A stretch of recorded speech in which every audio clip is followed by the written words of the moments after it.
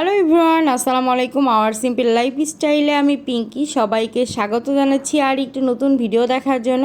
আর অনেক দিন পরে ব্লগ শেয়ার করছি। সবাইকে কেমন আছেন অবশ্যই কমেন্টস করে জানাবেন। আলহামদুলিল্লাহ আমরা খুবই ভালো আছি। আর অনেক দিন পরে মনে হলো যে আপনাদের সঙ্গে ভিডিও শেয়ার করা হয় নাই, অনেক ব্যস্ত ছিলাম, ভিডিও শেয়ার করতে পারি নাই, সেজন্য সরি। আর আশা করি এই ভিডিওটা আপনাদের ভালো লাগবে। ছোট একটা ভিডিও আপনাদের সঙ্গে শেয়ার করতেছি।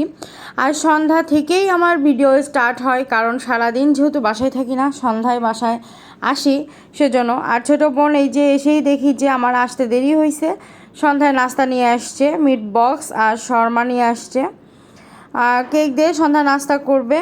আর এর মধ্যে সন্ধ্যার নাস্তা করে আমি রান্নাঘরে চলে আসছি। আজকে কাতল মাছ রান্না করব, যেহেতু টাটকা একদম কাতল মাছ, ভাবলাম যে কষায় রান্না করব আজকে, সবজি দিয়ে মানে পটল দিয়ে রান্না করব, সেজন্য মাছটাকে আগে কষায় নিচ্ছিলাম। আর এর মধ্যে আপাও কথা বলতেছিল।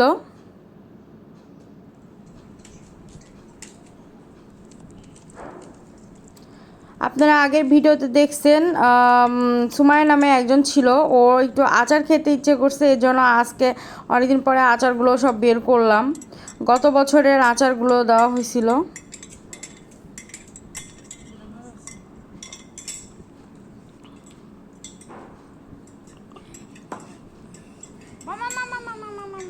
কি করছো তুমি? আরে আলু বেলে দিছে গো, চি চি চি, আলু বেলে দিছে কে?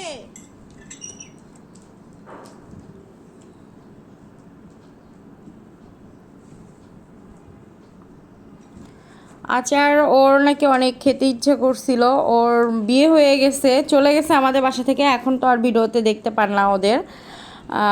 ওর বাবা মা আমাদের বাসার কাছেই থাকে।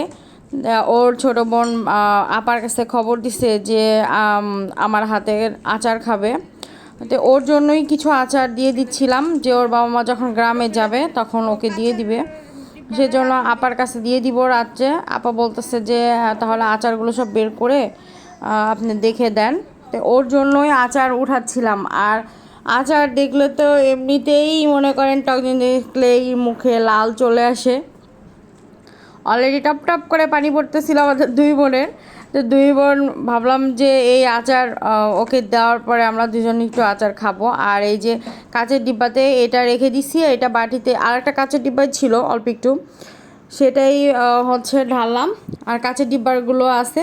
আর আমরা এখানে দিবন খেতে খেতে দেখেন আমাদের কুটি বাচ্চাকে দেখে সবাই মাশাল্লাহ বলবেন, আমাদের ইউসুফ সোনাকে। ওকেও ভাবলাম যে একটু আচার খায়, ও যেহেতু দুধের মুখ, কারণ হচ্ছে সবসময় দুধ খায়, ও তো এখনও খাবার খাওয়া ওভাবে শেখে নাই।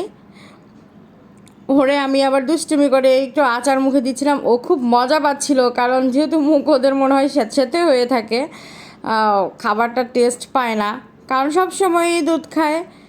এখন তো আস্তে আস্তে বড় হচ্ছে, ভারী খাবার দেখলে এখন ইচ্ছে করে খাবার খেতে। তা আমরা দুই বোন বসে গল্প করতেছিলাম আর আচার খেয়ে নিচ্ছিলাম। খাওয়া দাওয়া শেষ করে আবার রান্নায় ফিরে আসছি। অলরেডি এখানে মাছ আমার কষানো হয়ে গেছে, পটল দিয়ে মাছটা রান্না করবো। দেখেন পটলটা আনছি 2 দিন হয়ে গেছে, পটলটা একটা দুটো পেকেও গেছে। আর পুঁই শাক দিয়ে মিষ্টি কুমড়া রান্না করব আজকে, শুধু পুরপুরি করব পুঁই শাক দিয়ে, যেহেতু সবসময় চিংড়ি দিয়ে ডাল দিয়ে খাওয়া হয়, তো ভাবলাম আজকে একটু মিষ্টি কুমড়া দিয়ে খাই। যে জন্য সব কিছু রেডি করে নেওয়া হয়েছে, আপা রেডি করেই রাখে, আমি যেহেতু অফিস থেকে এসে রান্না বসাই দিই, আপা সন্ধ্যায় এসে সব কাটাকুটি করে নেয়। সবজি কি রান্না করব আগে থেকে ফোন দিয়ে বলে রাখি অফিসে বসেই, তারপরে এসে আমি রান্না বসাই দিই। আর এইদিকে পুঁই শাকও কষানো হয়ে গেছে, মিষ্টি কুমড়া পরে দিচ্ছি, কারণ মিষ্টি কুমড়া সিদ্ধ হয়ে যাবে, ভাপেই সিদ্ধ হয়ে যাবে। আমি একবার কষায়েই পানি দিয়ে দিব, অল্প সামান্য পরিমাণ পানি দিব, কারণ নাইলে একদম মিষ্টি কুমড়া পুরো ভর্তা হয়ে যাবে পুঁই শাকের মধ্যে। এমন পরিমাণ পানি দেব যাতে মিষ্টি কুমড়া সিদ্ধও হয়ে যায়, প্লাস হচ্ছে মিষ্টি কুমড়া আস্তে আস্তে থাকে, তাহলে খেতে ভালো লাগবে। আর আপনাদের এদিকে দেখাই, আজকে আপনাদের ভাইয়ের ছুটি ছিল, আর আমাদের বাসায় নতুন অতিথি আবারও যুক্ত হয়েছে, বা মেম্বার বলবো, অতিথি বলবো না, নতুন সদস্য যোগ হয়েছে। অ্যাকোরিয়ামে কয়েকটা মাছ ছিল, আরও কিছু মাছ নিয়ে আসছে ওরা। কারণ আপনাদের ভাইয়ারও অ্যাকোরিয়াম খুবই পছন্দ, বাচ্চাদেরও খুবই পছন্দ, আমার ভালো লাগে। কিন্তু আমি তত্ত্বাবধান করি না, কারণ সময় পাই না আমি। আপনাদের ভাইয়া এটা দেখাশোনা করে বা খাবার দেয় 2 বেলা করে। মাছগুলো দেখতে খুবই ভালো লাগে, কারণ একদম কালারফুল মাছ। বড় বড় মাছ ছিল, মারা গেছে। প্লাস হচ্ছে একটা 4টা মাছ ছিল, আস্তে আস্তে আস্তে আস্তে অনেক দিন হয়েছে মারা গেছে। আর ছোটো মাছগুলোকেও খেয়ে ফেলতেছিল, গাপ্পি মাছ ছিল অনেকগুলো, সেগুলো সব খেয়ে ফেলছে। আর এদিকে রান্না বাড়া সব কমপ্লিট, আমার সব টেবিলে সাজাই গুছাই দিছি। এদিকে তো রাত্রে মিষ্টি কুমড়ার মাছ রান্না করলাম। আপা দুপুরে ডাল রান্না করছিল, সেটাও হচ্ছে টেবিলে দেওয়া হয়েছে। আজকে ওরা দুপুরে ডাল, আলু ভর্তা, ডিম ভাজি খেয়েছে, করলা ভাজি হচ্ছে খেয়েছে। সেগুলোই সব টেবিলে আবারও করে দিলাম, কারণ হচ্ছে এই তরকারিগুলো না শেষ করলে হবে না। আর আমার এই ভিডিওটি কেমন লাগছে অবশ্যই কমেন্টস করে জানাবেন। আর এইদিকে সব গোছাগাছা আপার জন্য খাবার বাড়তেছিলাম একটু একটু করে, সেগুলোও শেয়ার করলাম, কারণ আপাকে প্রতিদিন রাত্রে খাবার দিয়ে দিই। আপা কারণ মানে সকাল থেকে রাত পর্যন্ত আমার এখানেই থাকে। আপা রান্না করার কিভাবে সময় হবে বলেন, এটুকু না দেখলে তো হয় না।